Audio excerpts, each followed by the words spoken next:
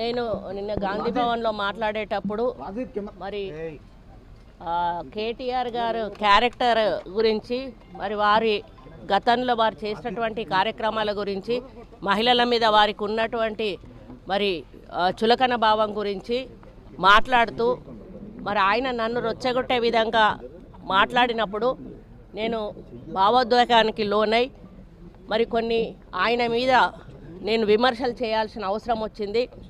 ఆ సందర్భంలో నాకు ఇంకెవరి మీద కూడా వ్యక్తిగత ద్వేషం కానీ మరి వ్యక్తిగత కోపం కానీ లేదు. అనుకోని ఆ సందర్భంలో ఒక కుటుంబం మాట నేను తీయడం ఏదైతే ఉందో అది అనుకోకుండా నా నోటి నుంచి జరగడం జరిగింది. ఆ తర్వాత వారి ట్వీట్ చూసిన తర్వాత నేను కూడా చాలా బాధపడ్డాను. ఎందుకంటే ఏ విషయంలో నేనైతే బాధపడతా ఉన్నానో ఆ విషయంలో నేను ఇంకొకరిని నొప్పించాను అని తెలిసి రాత్రి